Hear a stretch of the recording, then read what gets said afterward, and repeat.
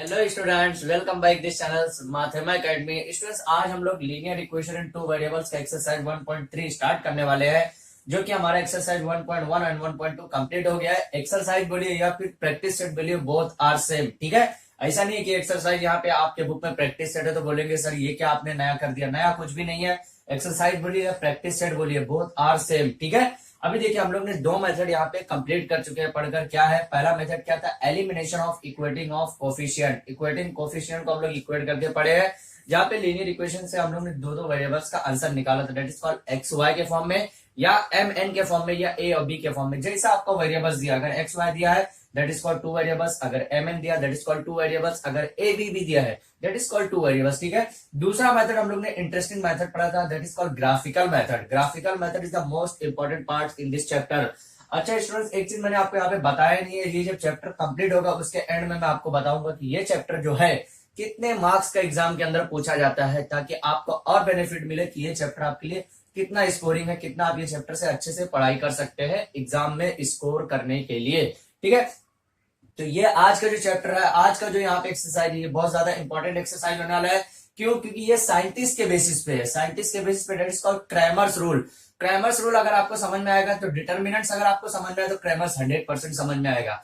अब डिटर्मिनेंट अगर समझ में आया तो डिटर्मिनेंट से आपको मैट्रिसेस 100% समझ में आता है, क्योंकि determinant and matrices both are almost same, almost similar है, एकदम ऑलमोस्ट सेम है। ठीक है, तो कुछ भी चेंजेस नहीं। डिटर्मिनेंट अगर समझ में आया तो क्रैमर्स रूल समझ में आएगा। अब क्रैमर्स रूल के बारे में मैंने आपको बात किया था कि क्रैमर्स रूल के बारे में मैं आपको कुछ ऐसी चीजें बताऊंगा जो आपको अभी तक मालूम नहीं है। अभी ठीक है, ये क्वेश्चन नंबर पहला 1 कर लेते हैं। जब क्रैमर्स रूल आएगा क्वेश्चन नंबर 2 या 3 के अंदर, तो मैं क्रैमर्स रूल के बारे में भी आपको बताऊंगा कि क्रैमर साइंटिस्ट थे क्या, कौन से यूनिवर्सिटी से पढ़ाई किया उन्होंने, उनकी जन्म डेट क्या थी, उनके डेथ डेट क्या थी, कब वो जिंदा थे, कब वो पैदा हुए, कब वो मरे, ये सब हम लोग देखेंगे। ठीक है, और साथ साथ में ये भी देखेंगे कि उनकी जो स्टडी हुई है कौन से यूनिवर्सिटी से हुई है। ठीक है, सबसे पहला क्वेश्चन क्या, देखिए, fill in the blanks with correct numbers. मतलब एक ब्लैंक्स जो आपको यहाँ पे ब्लैंक्स दिया हुआ, ब्लैंक्स मींस देखिए box that is called blanks, correct number से इसको फिल करने का है। अब देखिए जो मैं एक ऑप्शन यहाँ पे बताने वाला हूँ, ये ऑप्शन आपको 9, 10, 11, 12 कहीं पे भी हो, यही प्रोसेस आपको फॉलो करने का है, चाहे ब्लैंक्स दिया हो या ना दिया हो। ठीक है, एक चीज याद रखेंगे, एक चीज, और सबसे पहले दो चीज याद रखना आपको। सबसे पहले एक ये लाइन, अगर ये दो लाइन जैसे फॉर एग्जाम्पल 2, 3, 5, 4 ऐसा आता है। ठीक है, फॉर एग्जाम्पल ये, और ये आता है 4, 5, 6, 7। देखिए ये दोनों में डिफरेंस क्या है? डिफरेंस सिर्फ लाइन का है। किस चीज का डिफरेंस है? लाइन का। एक लाइन देखिए बेंड हुआ है, यहाँ पे स्ट्रेट हुआ है। अब ये बेंड वाली अगर लाइन हुई है that is called matrix, that is called matrix, या मैट्रिक्स का सिंबल है। अगर लाइन वो स्ट्रेट है, कहीं पे भी बेंड नहीं हुआ है, that is called determinant sign. पहले तो ये याद रखने का है, अगर लाइन स्ट्रेट है that is called determinant sign, अगर लाइन बेंड है that is called matrices sign. ये दो इंपॉर्टेंट चीज है जो आपको 12th तक का याद रखने का। 12th तक का मीन्स आपको जब तक मैथ्स आता है पूरी लाइफ में तब तक याद रखने का। ठीक है, अब देखिए डिटरमिनेंट या मैट्रिसेस सॉल्व करने का दोनों का मेथड सेम है। मेथड क्या सेम है? हमेशा क्रॉस मल्टीप्लीकेशन करने का। क्रॉस मीन्स, ध्यान दीजिए, क्रॉस मल्टीप्लीकेशन की क्या बात कर रहा हूं मैं यहाँ पे, क्रॉस मल्टीप्लीकेशन करने का, इससे इससे मल्टीप्लाई करने का है और इससे इससे मल्टीप्लाई करने का, बोथ आर सेम, दोनों के अंदर सेम है। ठीक है, अब सबसे जरूरी ये है कि क्रॉस मल्टीप्लीकेशन करना है तो लिखना किसको है पहले, क्योंकि प्लस माइनस का इश्यू हो सकता है अगर आपने उल्टा कर दिया तो। ठीक है, तो हमेशा आप लेफ्ट साइड वाला क्रॉस मल्टीप्लीकेशन के लेफ्ट साइड का फर्स्ट डिजिट का कॉर्नर से स्टार्ट कीजिए। लेफ्ट साइड ये है, यहाँ पे फर्स्ट डिजिट का कॉर्नर 2 इंटू इसका लेफ्ट साइड से मल्टीप्लाई 2 इंटू 4। ओके, उसके बाद क्या करेंगे? माइनस। अब माइनस क्यों लिखेंगे? प्लस भी तो लिख सकते थे, नहीं लिख सकते थे। क्यों? क्योंकि यहाँ पे प्लस है तो यहाँ पे माइनस ही रहेगा। That is called alternate sign. Sign आपको चेंजेस ऐसे होगा, प्लस रहेगा तो माइनस, फिर प्लस माइनस, ऐसे ही साइन लिखा जाएगा। अभी यहाँ पे देखिए 2 का डिजिट है, यहाँ पे 1, 2, 3, 4, 2 कॉलम 2 रो जिसको हम लोग बोलते हैं। कॉलम रो किसको बोलते हैं? That is 1 row, that is 1 column. ठीक है, देखिए 1 रो 2 रो, 2 रो हुआ, 2 लाइन हुई, कतार जिसको बोलते हैं हम लोग, कॉलम 1 कॉलम 2 कॉलम, मतलब 2 रो और 2 कॉलम का यहाँ पे सिंबल मिल गया आपको। ठीक है, तो यहाँ पे आपको 3 रो 3 कॉलम का भी मिल सकता है, तो वहां पे थोड़ा सा चेंजेस होगा, तो ये कॉन्सेप्ट आपको याद रहेगा तो वो भी इजी से होता है। ठीक है, क्या बोला मैंने? क्रॉस मल्टीप्लीकेशन कर रहा है, 2 इंटू 4 किया, उसके बाद माइनस क्यों लिखेंगे? क्योंकि यहाँ पे प्लस है फिर माइनस है, समझ में आया? प्लस माइनस, उसके बाद क्या, फिर क्रॉस मल्टीप्लीकेशन में किसको करेंगे? 3, किसको लिखेंगे? 3 इंटू 5, समझ में आया? अब इसका आंसर अगर देखा जाए तो क्या निकलेगा? 4 2 जा 8 माइनस 5 3 जा 15 अभी देखिए इसका आंसर क्या निकला, -7। सेम यही प्रोसेस इसमें भी है, इसमें भी कुछ चेंजेस नहीं है। इसमें क्या करना है, 4 इंटू 7, 4 इंटू 7, अब यहाँ प्लस है तो यहाँ क्या आ जाएगा माइनस। अब देखिए 6 इंटू 5, 6 इंटू 5 क्या हो गया, 4 7 जा 28 माइनस 6 5 जा 30, कितना आ गया, -2। सेम प्रोसेस इसमें भी करने का, कुछ भी चेंजेस नहीं करने का है। देखिए ध्यान से, यही आपको एग्जांपल, आपको मैं एग्जांपल इसलिए समझाता हूँ बार बार, ताकि आने वाला जो कॉन्सेप्ट है वहां पे आपको इजी पड़े, कुछ भी आपको हार्ड जरूरत ना पड़े। ऐसा कुछ कॉन्सेप्ट ऐसा ना आए कि आपको समझ में ना आए, ठीक है। तो इसलिए ये बेसिक से ही हम लोग यहाँ पे सॉल्व करने वाले, ठीक है। अब ये एक्सरसाइज में जितना भी रहेगा, क्रैमर्स रूल का थोड़ा सा मेथड है, वो मैं आपको फॉर्मूला बताऊंगा, वो फॉर्मूला आप याद रख लेंगे, क्रैमर्स रूल सॉल्व, कुछ भी चेंजेस नहीं, ऐसा नहीं है। डिटरमिनेंट अगर सॉल्व करने आया तो क्रैमर्स रूल 100% सॉल्व करने आएगा, क्योंकि क्रैमर्स रूल जो है डिटरमिनेंट के ऊपर, डिटरमिनेंट को ही फॉलो करता है। समझ में आया। अभी देखिए क्या है, यहाँ पे मैंने क्या बोला है, ये साइन किसकी है, डिटरमिनेंट की है। मैट्रिक्स की है क्या, नहीं, क्योंकि मैट्रिक्स के लिए क्या रहता है, बेंड लाइन रहती है, और डिटरमिनेंट के लिए क्या रहता है, स्ट्रेट रहता है। देखिए ये लाइन कैसी है, straight, that is called determinant, ठीक है। अभी क्रॉस मल्टीप्लीकेशन करने का 3 दिया हुआ है, तो यहाँ पे क्या रहना चाहिए, क्रॉस मल्टीप्लीकेशन में क्या रहना चाहिए, ध्यान दीजिए, 3 दिया हुआ तो क्रॉस मल्टीप्लीकेशन में यहाँ क्या रहना चाहिए, 5। समझ में आया, क्योंकि क्रॉस मल्टीप्लीकेशन हो रहा है। समझ में आया। अब यहाँ माइनस ही रहेगा, प्लस तो रहेगा नहीं। क्यों माइनस रहेगा, क्योंकि यहाँ पे प्लस है तो यहाँ माइनस रहेगा, यहाँ पे प्लस है तो यहाँ माइनस रहेगा, मतलब ये सही है, कोई गड़बड़ नहीं है यहाँ पे, ठीक है। देखिए ऐसे लॉजिक से पढ़ने का आपको मैथ्स रटना नहीं है, अगर रट के पढ़ेंगे तो मैथ्स 1 से 2 दिन याद रहेगा, उसके बाद आप याद नहीं रख सकते, ठीक है। उसके बाद क्या करेंगे, 2, देखिए इंटू 4 दिया है, 4 दिया है, यहाँ पे क्रॉस मल्टीप्लीकेशन, मतलब ये बॉक्स के अंदर क्या रहने वाला है, 2 रहने वाला है। समझ में आया, समझ में आया। अभी देखिए 5 3 क्या है, 15। समझ में आया, ये आपको बॉक्स में पहले से ही दिया था, मैंने लिखा नहीं था, ठीक है। 5 3 15, ओके, माइनस 4 2 8 हो गया। समझ में आया। अभी 15 माइनस 8, अब 15 माइनस 8 कैसे होगा, देखिए यहाँ प्लस है, यहाँ माइनस है, प्लस माइनस माइनस, मैंने जो सिंबल स्टार्ट में आपको 8 सिंबल, सॉरी 4 4 4 8 सिंबल जो आपको बताया था, वो सिंबल सबसे ज्यादा इंपॉर्टेंट है। 4 या 6 सिंबल कुछ थे, वो सिंबल सबसे ज्यादा इंपॉर्टेंट है। प्लस माइनस का जो कॉन्सेप्ट बताया था, अगर वो समझ में आ गया आपको, तो 7 से लेके बैचलर टिल द डिग्री तक का वो symbol, it is more important, that is called basic. अगर वो बेसिक नहीं समझेगा तो ये प्लस माइनस नहीं समझने वाला है, ठीक है। तो प्लस और माइनस क्या होता है, माइनस होता है, मतलब क्या करेंगे, माइनस करेंगे। 15 में से 8 जाएगा, कितना बचेगा, 7। अब यहाँ साइन किसकी लेंगे, प्लस की माइनस की, बड़ा डिजिट देखिए कौन सा बड़ा डिजिट है, 15, 15 के पास कौन सा प्लस, मतलब यहाँ पे क्या रहेगा, प्लस है, that is your final answer. समझ में आया। तो आप इसका स्क्रीनशॉट ले लीजिए ताकि मैं नेक्स्ट क्वेश्चन की तरफ फॉरवर्ड कर सकूं। अब स्टूडेंट ध्यान दीजिए, क्वेश्चन नंबर 1 कंप्लीट हुआ, क्वेश्चन नंबर 2 की तरफ फॉरवर्ड करते हैं। जो क्वेश्चन नंबर 2 के अंदर 3 क्वेश्चन है जो हम लोग यहाँ पे करने वाले हैं, ठीक है। क्वेश्चन नंबर 2 ध्यान दीजिए, वो ये है कि find the value of the following determinants. देखिए यहाँ पे लास्ट में क्या दिया हुआ, डिटरमिनेंट, मतलब क्या बात कर रहा है कि यहाँ पे जो वैल्यू फाइंड आउट करने है, किसका फाइंड आउट करने का, डिटरमिनेंट, मतलब सिंबल कैसा होना चाहिए, स्ट्रेट लाइन होना चाहिए, दैट इज कॉल्ड 90 डिग्री। समझ में आया। देखिए डिटरमिनेंट की यहाँ पे साइन दी हुई है, डिटरमिनेंट की 3 क्वेश्चन आपको क्वेश्चन नंबर 2 के अंदर दिया है। सेम मेथड आपको फॉलो करते हुए चलने का। अगर डिटरमिनेंट सॉल्व करते आया तो आपको क्वेश्चन नंबर 3 के अंदर क्रैमर्स रूल है, डिटरमिनेंट के ऊपर ही पूरा क्रैमर्स रूल है, सिर्फ आपको कैलकुलेशन में एक नंबर इधर से उधर करने का, ठीक है। That is called Cramer's rule. और क्रैमर्स रूल के बारे में और भी थोड़ा कॉन्सेप्ट है, वो मैं आपको बताने वाला हूँ फिर, ठीक है। देखिए यहाँ पे मैंने ऐसे जैसा क्वेश्चन था वैसे यहाँ पे लिख लिया, ड्रॉ कर दिया। अभी करना है क्या आपको, मैंने क्या बोला था, क्रॉस मल्टीप्लीकेशन करने का। क्रॉस में क्या आता है, देखिए अब क्रॉस किधर से चालू करने का, लेफ्ट साइड के टॉप पोजीशन से। लेफ्ट साइड कौन सा है, that is called first column, top position कौन सा, -1, क्या लिखूंगा, -1। अब याद रखेंगे कोई भी डिजिट हो, अगर वो माइनस में आता है तो हमेशा उसको ब्रैकेट में लिखने का है। मैंने 3 टाइप का ब्रैकेट आपको बता चुका है, याद होगा आपको, that is called first bracket, that is called second bracket, that is called third bracket. ये 3 टाइप का ब्रैकेट पूरे मैथ्स के अंदर, यही 3 टाइप का ब्रैकेट यूज होता है। यही 3 ब्रैकेट को, सबसे छोटा ब्रैकेट ये है, उससे बड़ा ये, उससे बड़ा, सबसे बड़ा ब्रैकेट ये है। अकॉर्डिंग टू सिचुएशन तीनों ब्रैकेट की अगर रिक्वायरमेंट पड़ी तो तीनों ब्रैकेट भी आप यूज कर सकते हैं, ऐसा नहीं कि एक ही ब्रैकेट यूज करेंगे, ठीक है। एक चीज याद रखेंगे, ठीक है।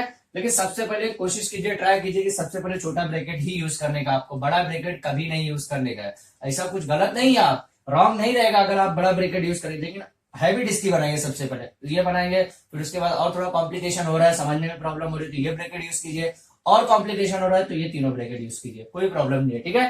देखिए -1 × 4 क्रॉस मल्टीप्लीकेशन की बात कर रहा हूं मैं, क्रॉस मल्टीप्लीकेशन हुआ, उसके बाद क्या लिखूंगा, माइनस की प्लस, माइनस लिखूंगा। क्यों माइनस लिखूंगा, क्योंकि यहाँ पे प्लस ऑलरेडी है। अब प्लस कैसे ऑलरेडी, देखिए ये चीज मैं फिर से आपको समझाता हूँ, प्लस कैसे है वो चीज कंफ्यूजन होगा आप लोग को। यहाँ पे देखिए -1 इंटू 4, ओके, ये मैं ब्रेकेट में बड़ा ब्रेकेट लिख दिया, जानबूझ के मैंने बड़ा ब्रेकेट लिखा, उसका रीजन है, ठीक है। माइनस माइनस क्यों लिखूंगा, क्योंकि यहाँ पे प्लस है यहाँ पे माइनस। अभी देखिए ये ब्रेकेट अगर मैं नहीं लगाता फॉर एग्जाम्पल के बेसिस पे, तो ब्रेकेट हटाता तो ये आपको क्या लगता है कि माइनस है, इधर सर ने बोल रहा है प्लस है, तो ये प्लस बताने के लिए मैंने ब्रेकेट को पूरा क्लोज किया है, और यहाँ पे बता जब कोई साइन है डेट इज कॉल्ड प्लस। अब यहाँ पे प्लस आया तो यहाँ क्या आएगा, माइनस आएगा, that is called alternate sign. Alternate sign मतलब समझते हैं क्या, अल्टरनेट साइन मतलब पहले माइनस प्लस माइनस प्लस, अगर पहले माइनस आता है और पहले अगर प्लस आता है तो दूसरे में माइनस, फिर तीसरे में प्लस, फिर चौथे में माइनस, ऐसा आएगा। अल्टरनेट साइन मतलब साइन अपोजिट होते रहेगी, प्लस है तो माइनस, माइनस है तो प्लस, ऐसे चेंज होते रहेगी, ठीक है। -1 इंटू 4, यहाँ पे प्लस था, यहाँ क्या गया माइनस, फिर क्रॉस मल्टीप्लीकेशन में ये क्रॉस हो गया, अभी इसका भी क्रॉस होने का है, तो 7 इंटू 2। देखिए यहाँ पे अगर यहाँ पे कोई भी साइन नहीं है, मतलब प्लस का या माइनस का नहीं है, तो आप ब्रैकेट नहीं लगाएंगे तो भी चलेगा, और लगा देंगे तो भी गलत बात नहीं है। ऐसा नहीं कि लगा देंगे तो गलत हो जाएगा, ऐसा नहीं है, ठीक है। 4 इंटू 1 इज इक्वल टू कितना हो गया -4, क्योंकि प्लस और माइनस मल्टीप्लाई के साथ मैंने आपको सिंबल बताया था प्लस माइनस का, प्लस माइनस माइनस मल्टीप्लाई हुआ कितना है -4।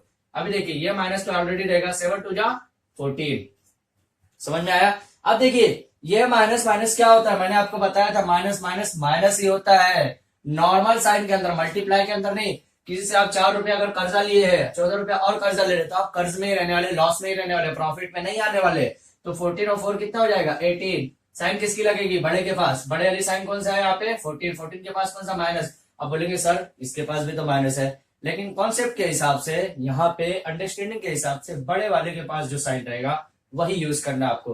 That is your final answer. जो हमारा वैल्यू जो मिलना था, ये हमारा डिटर्मिनेंट की ये वैल्यू कितनी मिल गई -18। पहला क्वेश्चन हमारा सॉल्व हो गया। अभी सेकंड क्वेश्चन देखते, समझ में आया। सेकंड क्वेश्चन देखते, सेकंड क्वेश्चन में ध्यान दीजिए, 5 इंटू 0 क्रॉस मल्टीप्लीकेशन करने का है। क्रॉस मल्टीप्लीकेशन मतलब क्रॉस जर, क्रॉस गुणा जिसको बोलते हैं हम लोग, ठीक है। देखिए क्रॉस करने का है, फिर क्या लिखेंगे यहाँ पे माइनस, माइनस क्यों लिखेंगे, क्योंकि यहाँ प्लस है, तो यहाँ क्या लिखेंगे माइनस। अभी देखिए ये -7 आया, तो मैं इसको ब्रैकेट लिख देता हूं, -7 इंटू 3, समझ में आया।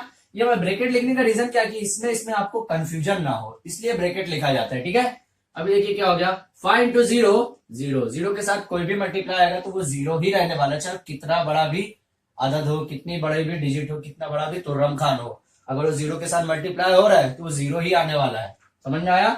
अभी देखिए 7 3 कितना होता है, यहाँ पे माइनस में लिख दिया, 7 3 21, माइनस यहाँ पे बचा, क्योंकि प्लस और माइनस माइनस होता है। 3 के पास कौन सा डिजिट है, प्लस है, और प्लस माइनस माइनस होता है, मल्टीप्लाई अगर बीच में है तो। ये भी मैंने आपको एकदम स्टार्ट के पॉइंट में बता दिया, इसलिए बोलता हूँ कि स्टार्ट का लेक्चर कोई भी टीचर अगर पढ़ा रहा है, कोई भी एजुकेटर आपको पढ़ा रहा है, तो वो ध्यान से देखने का है, क्योंकि उसका इंटेंशन क्या रहता है कि बेस्ट, अपना बेस्ट देने का स्टूडेंट्स को। तो मैंने भी अपना पूरा बेस्ट दिया, पूरा बेसिक आपको दे दिया, ताकि देखिए अब यहाँ पे बेसिक आपको बार बार वही चीज की जरूरत पड़ेगी, ठीक है। अगर वो आपको वीडियो नहीं देखी है, अगर वो लेक्चर आपने नहीं देखा है, तो मैं लिंक दे दूंगा डिस्क्रिप्शन में, वहां जाके आप वॉच कर लीजिए, ठीक है। अभी क्या हो गया, ये माइनस और ये माइनस के बीच में क्या है, यहाँ देखिए मल्टीप्लाई है, ब्रैकेट मींस मल्टीप्लाई, ठीक है। ये माइनस और ये माइनस क्या हो गया, प्लस हो गया, 0 + 21, समझ में आया। अभी जब 0 + 21 तो क्या आ गया 21, that is your final answer of question number 2 का 2, समझ में आया। देखिए ये भी इजी था, ये थोड़ा सा मुश्किल होने वाला है। थोड़ा सा मुश्किल क्यों होने वाला है, क्योंकि यहाँ पे डिवाइड का टर्म दिया हुआ है। देखिए ये भी मुश्किल नहीं है, इजी है, क्योंकि ये कॉन्सेप्ट भी मैंने आपको सिखा दिया हूं कि मल्टीप्लाई क्रॉस मल्टीप्लीकेशन में भी कैसा क्या करने का है, ठीक है। आप क्रॉस मल्टीप्लीकेशन करने का क्या आएगा, 7/3 इंटू 1/2, यही है ना। क्रॉस मल्टीप्लीकेशन में करने का है, क्रॉस मल्टीप्लीकेशन देखिए इसका इसका होगा, इसका इसका होगा, याद है, अभी हम लोग ने पिछला एग्जाम्पल देखा अभी, ठीक है। उसके बाद क्या करेंगे माइनस, फिर यहाँ पे क्या करेंगे 5/3 इंटू 3/2, समझ में आया।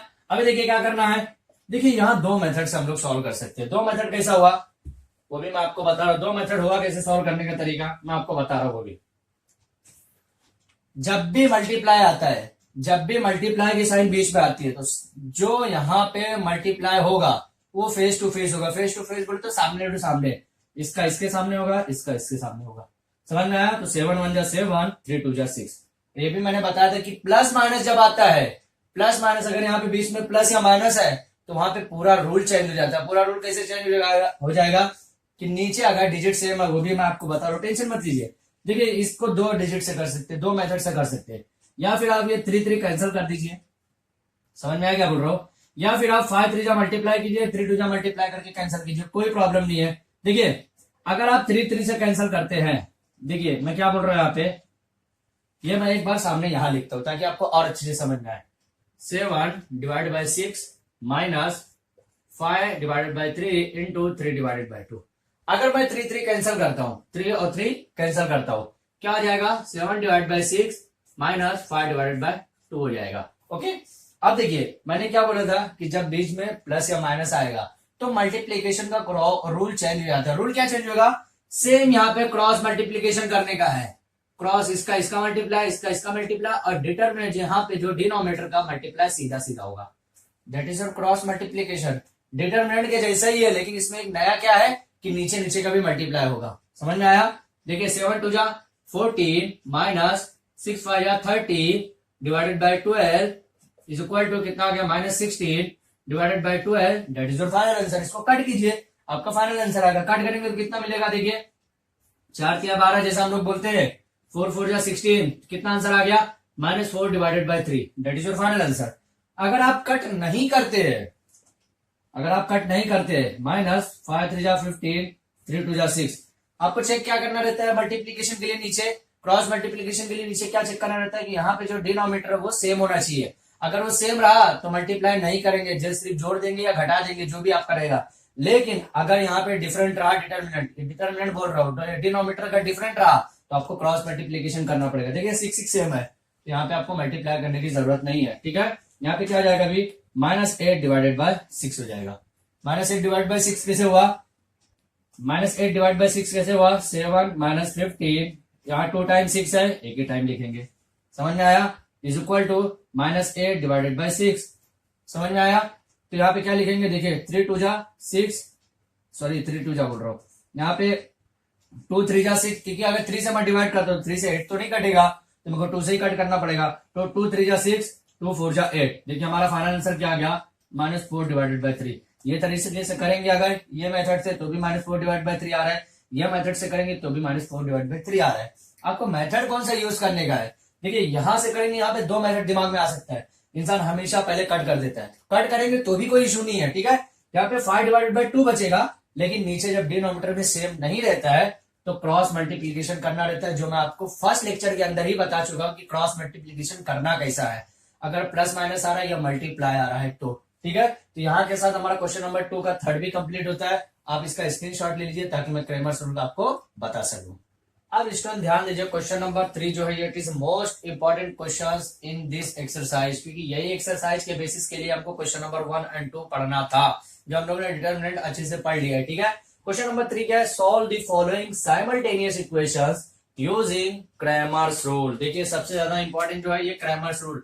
अब ये क्रैमर्स रूल है क्या भाई, क्रैमर्स रूल इतना क्यों फेमस है, जो आपको यहाँ पे भी पढ़ने का है, 11th में भी पढ़ने का है, 12th में भी पढ़ने का है, ठीक है।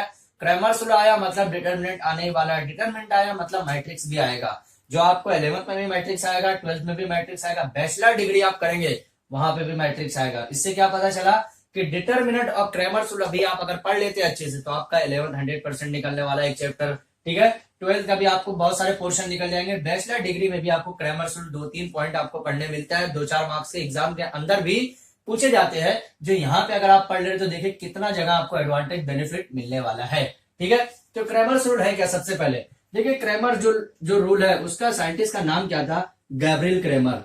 क्या नाम था, गैब्रियल क्रैमर। ये चीज ध्यान में रखेंगे आप लोग कि ये जो साइंटिस्ट का नाम था, क्या नाम था, गैब्रियल क्रैमर, ठीक है। अब ये साइंटिस्ट का नाम जो था ये पैदा कब हुआ भाई, 1704 में। कब पैदा हुआ, 1704 में। इसका डेथ कब हुआ, 1752 में। याद रखिए सबसे पहले पैदा कब हुआ, 1704 में, और डेथ कब हुई, 1752 में। मतलब इसकी एज कितनी थी, इंटरेस्टिंग बात ये ध्यान दीजिए, एज कितनी थी, मतलब इसकी एज कितनी ओवरऑल थी, 48, क्योंकि फॉर यहाँ पे 52 और 4 यहाँ पे देखिए कितना हो, 48। अब देखिए 48 एज में मतलब कितना, 48 एज में मतलब 48 साल की उम्र में उसने एक नया रूल दुनिया को ला के दिया। नया रूल उसने एक दुनिया को सिखाया कि भाई ये रूल से मेथड से भी लीनियर इक्वेशन को सॉल्व किया जा सकता है, ठीक है 48 में। और आजकल के टाइम पे इंडिया में देख रहे हैं आप लोग कि 48 के एज में अरे भाई उधर क्या हो रहा है, वो सब सिर्फ पॉलिटिक्स की बात होगी, सिर्फ राजनीतिक की बात होती है। और इसने क्या किया 48 के एज में क्रैमर्स रूल एक दुनिया को ला के दिया कि भाई ये मेथड से भी सॉल्व हो सकता है लीनियर इक्वेशन, जो हम लोग फॉलो करते हैं, बड़े बड़े साइंटिस्ट अभी भी ये रूल को फॉलो करते हैं। और ये जो रूल इसने बताया इसको झूठा कोई साबित नहीं कर पाया, मतलब ये 100% पेटेंट हुआ गैब्रियल क्रेमर का रूल। गैब्रियल क्रेमर ने जो क्रैमर्स रूल के यहाँ से नाम से दुनिया में आया, वर्ल्ड में आया, यूनिवर्स में आया, ठीक है। अब 48, अब भाई इसने पढ़ाई कहां से की, इसकी पैदाइश कहाँ की है, मतलब कोई तो देश में पैदा हुआ होगा ना, ऐसा तो नहीं डायरेक्ट दूसरे ग्रह से आया था, यही ग्रह पे है, अर्थ के ग्रह पे है ना। तो ये अपने यहाँ पे जो ग्रह पे है, तो गैब्रियल क्रेमर देखिए कहाँ का पैदा हुआ था, फ्रांस का। कहाँ में पैदा हुआ था, इसका जो ओरिजिन है, मतलब जो डेट ऑफ इसका बर्थ है, इसका जो कहाँ का कंट्री का है, फ्रांस का। मतलब अब फ्रांस आता कहाँ है, यूरोप के अंदर। कहाँ पे आता है, यूरोप के अंदर, ओके। अब यूरोप के अंदर, अब इसकी पढ़ाई स्टडी कहां से हुई, भाई बोले बहुत अच्छा आदमी था, बहुत पढ़ा लिखा था, लेकिन पढ़ा कहां से यार, इतना दिमाग इसके पास आया कहां से, कहीं से तो पढ़ा होगा ना। अब ये जो पढ़ा था ये था university of Geneva, university of Geneva. कहां से, जिनेवा से, जहां से सबसे बड़े बड़े डॉक्टर पढ़ के निकलते हैं। कौन सी यूनिवर्सिटी से, जिनेवा से। अभी जिनेवा कहां पे है, ये भी फ्रांस के अंदर है। फ्रांस कहां पे है, यूरोप के अंदर। Europe is what types of the continent, समझ में आया, कॉन्टिनेंट है यूरोप। तो यूरोप देखिए जिनोवा यूनिवर्सिटी से इसने पढ़ाई की, गैब्रियल क्रेमर ने 48 साल के एज में इसने पढ़ा भी, 48 के एज में ये पैदा भी हुआ, मर भी गया 48 के एज तक। इसने क्रेमर्स रूल भी दुनिया के अंदर लेकर आया। तो सोचिए कितनी बड़ी बात है, बहुत आश्चर्यजनक वाली बात है कि 48 साल की उम्र में इसने इतना बड़ा बड़ा कारनामे कर दिए, ठीक है। तो यही मेरा बताने का मकसद था कि 48 एज जो है, ये जो नंबर है 48 इज जस्ट अ नंबर, लेकिन ये नंबर कितना ज्यादा इंपॉर्टेंट है कि इसने एक रूल दुनिया में लाया जो अभी तक फॉलो हो रहा है 1748 से। मतलब ये जब भी लाया होगा रूल 1704 से लेकर 1752 के बीच में, 48 साल की उम्र पे लाया होगा, तो जब भी लाया होगा तब से ये रूल अभी तक फॉलो होते चल रहा है। और आने वाली जो जनरेशन है वो भी ये फॉलो करते हुए 100% चलने वाली है, क्योंकि ये रूल जो that is called one types of the success of the linear equation of simultaneous equation. समझ में आया। तो ये आप स्क्रीनशॉट ले लीजिए ताकि मैं ये क्वेश्चन आपको अच्छे से बता सकूं। अब इसमें ध्यान दीजिए, हम लोग ने गैब्रियल क्रेमर तो देख लिया कि गैब्रियल क्रेमर था कौन, कैसे कैसे क्या हुआ उसके लाइफ में। अभी यहाँ पे हम लोग देखते हैं इसका रूल, मतलब ये लीनियर इक्वेशन है, यहाँ से भी आपको कौन सा रूल फाइंड आउट करने का है, लीनियर इक्वेशन टू वेरिएबल्स, दो वेरिएबल्स की बात क्या, मतलब यहाँ पे कितने वेरिएबल्स रहेंगे, दो ही रहने वाले हैं, एक्स और वाई का यहाँ पे आपको आंसर फाइंड आउट करने का है, ठीक है। तो सबसे पहले आप इसका दो इक्वेशन दिया, एवरी इक्वेशन को कंपेरिजन करेंगे, क्या करेंगे, a1x plus b1y is equal to c1, ठीक है, क्योंकि दो इक्वेशन है इसलिए मैंने यहाँ पे नंबर दे दिया a1 b1 c1। देखिए ax plus by is equal to c, that is linear equation form, general form of the linear equation, ठीक है। ax plus by is equal to c होता है, लेकिन यहाँ पे दो इक्वेशन है इसलिए मैंने इसको नंबर दे दिया a1 b1 c1। सेम इसको भी आप करेंगे a2x b2y is equal to c2। समझ में आया। ध्यान दीजिए ये नंबर बहुत ज्यादा इंपॉर्टेंट है, ax plus by is equal to c, that is general formula. General formula क्या है, ax plus by is equal to c, that is general formula. लेकिन ये इक्वेशन का है, यहाँ पे दो इक्वेशन है, तो जैसे इक्वेशन, अगर इक्वेशन नंबर 1 है तो 1 दे दिया, अगर 2 था तो 2 दे देते, जैसा है जो इक्वेशन है वो इक्वेशन के हिसाब से आपको देने का है, ठीक है। अभी करना क्या है आपको, जो भी आपका देखिए a1 इज इक्वल टू क्या दिया हुआ है 3, यहाँ पे आप डायरेक्टली लिखेंगे b1 इज इक्वल टू क्या दिया -4, b1 इज इक्वल टू -4, क्योंकि प्लस है यहाँ पे तो यहाँ पे माइनस है, प्लस ही रहना चाहिए, यहाँ पे क्या माइनस है। c1 इज इक्वल टू क्या है 10, समझ में आया। अब a2 इज इक्वल टू क्या है, a2 इज इक्वल टू क्या है, यहाँ पे a2 इज इक्वल टू 4, यहाँ पे भी प्लस है, यहाँ पे भी प्लस है। b2 इज इक्वल टू क्या है 3, देखिए b2 इज इक्वल टू, क्योंकि y सेम, तो b2 की जगह क्या है 3 है, समझ में आया। और c2 की जगह क्या है 5, समझ में आया। देखिए यहाँ पे कंपैरिजन करके हम लोग ने z की वैल्यू फाइंड आउट कर लिया। अब मेन इंपॉर्टेंस यहाँ पे आता है, क्या आता है, ये देखिए that is called determinant. Determinant, अब डिटरमिनेंट को किससे लिखते हैं, डी से, determinant that is called D. D is equal to, देखिए यहाँ पे क्या लिखेंगे, अब डिटरमिनेंट पहले निकालना मस्ट है, क्योंकि हमको अगर क्रैमर्स रूल निकालना डिटरमिनेंट आना जरूरी है। तो डिटरमिनेंट्स के लिए हम लोग वैल्यू यहाँ पे देखेंगे क्या है, यहाँ पे देखिए क्या लिखेंगे a1, डिटरमिनेंट के लिए डायरेक्ट फॉर्मूला भी मैं लिखता हूं आपको, a1 b1 a2 b2, ये फॉर्मूला डिटरमिनेंट के लिए निकालना है, ठीक है। यहाँ पे आगे मैं लिखूं, अगर तो आगे लिखूंगा तो क्या हो जाएगा, a1 क्या है यहाँ पे 3, b1 क्या है -4, A2 क्या है यहाँ पे 4, B2 क्या है 3। समझ में आया। अब इसका क्रॉस मल्टीप्लीकेशन कीजिए, डिटरमिनेंट निकालने का रूल यही है। तो 3 3 क्या हो जाएगा 9। अब देखिए प्लस है, यहाँ पे क्या लिखूंगा माइनस। ओके माइनस लिखूंगा ना, लिखूंगा क्योंकि 3 3 9 हो गया। यहाँ पे प्लस यहाँ क्या लिखूंगा minus, that is called alternate sign. यहाँ पे 4 4 क्या हो जाएगा -16, क्योंकि माइनस ऑलरेडी यहाँ पे दिया हुआ है। समझ में आया।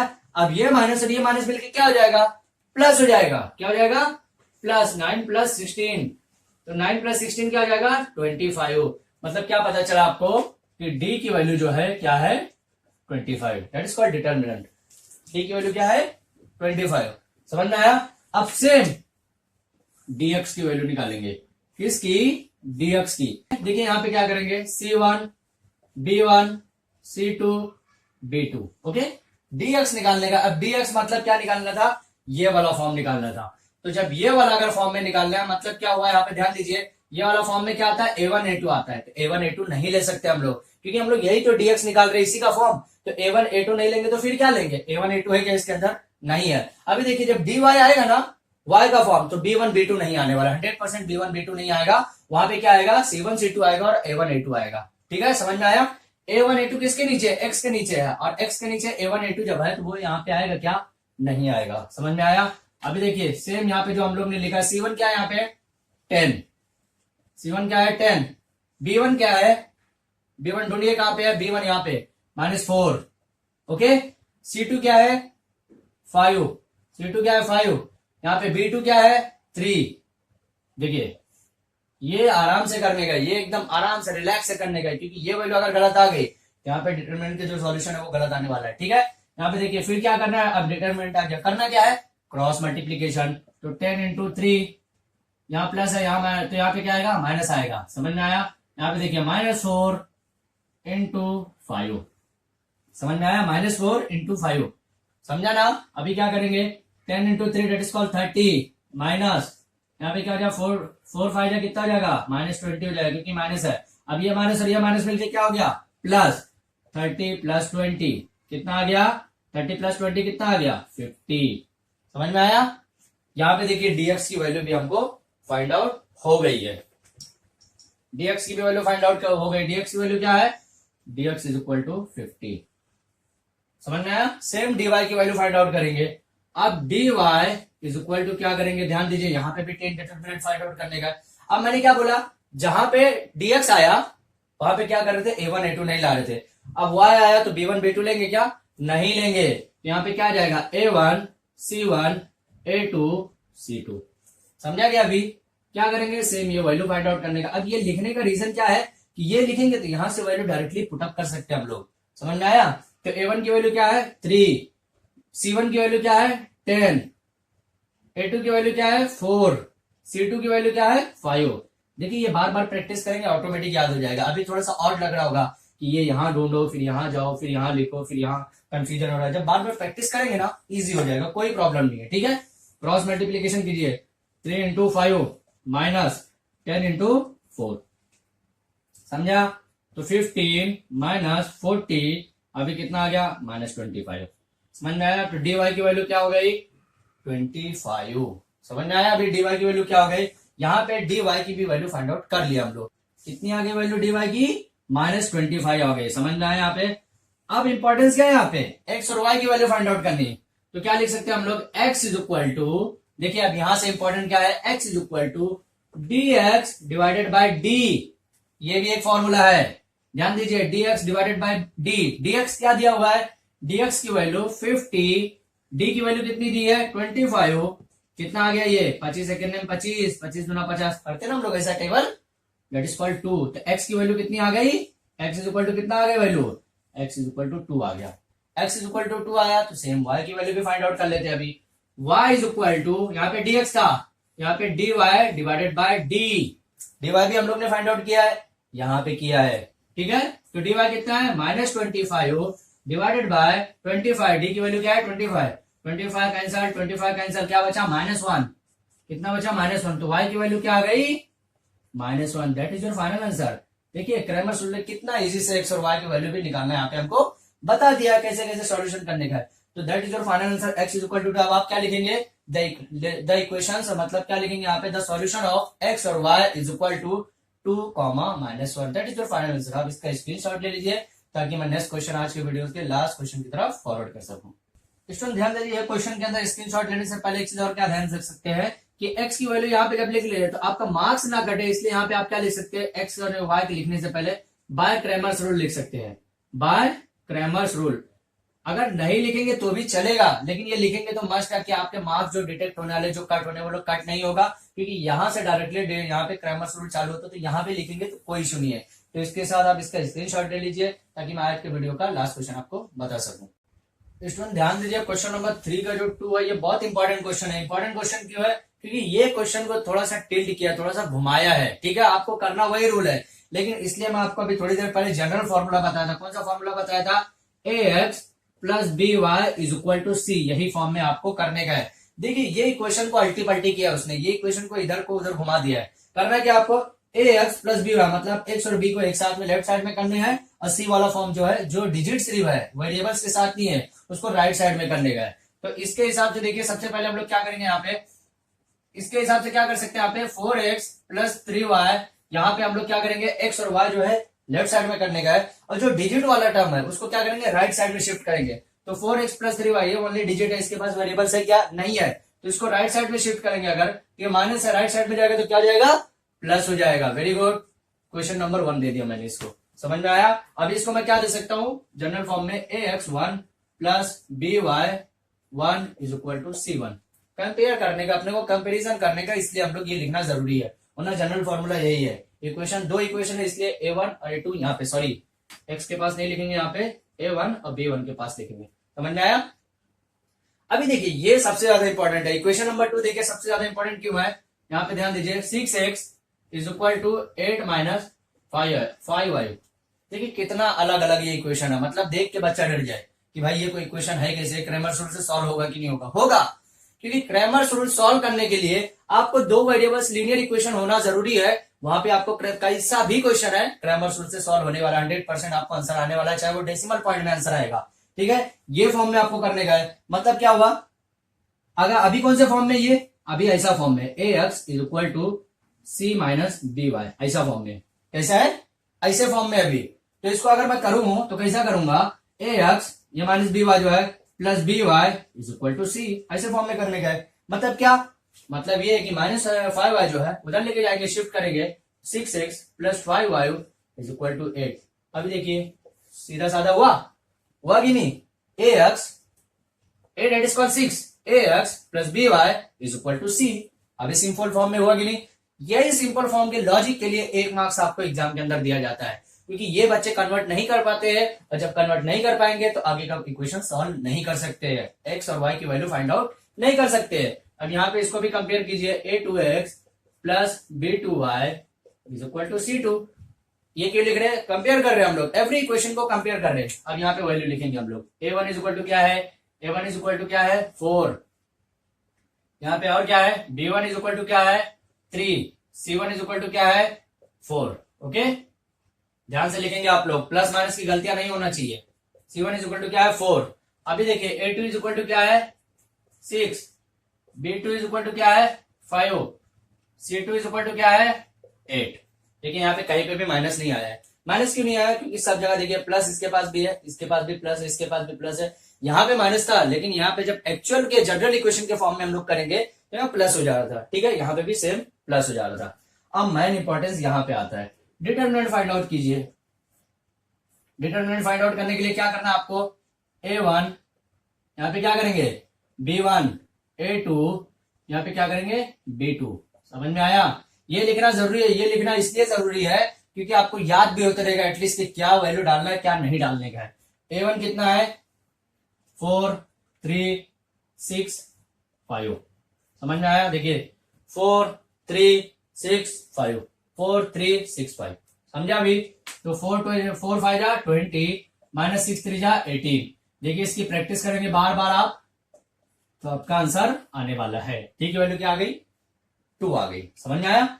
अभी dx क्या करेंगे, dx इज इक्वल टू क्या करेंगे कि यहाँ पे हम लोग जैसा b1 और b2 जैसा लिखा था B1 B2 यहाँ पे जैसा लिखा है यहाँ पे सेम ऐसे लिख देंगे।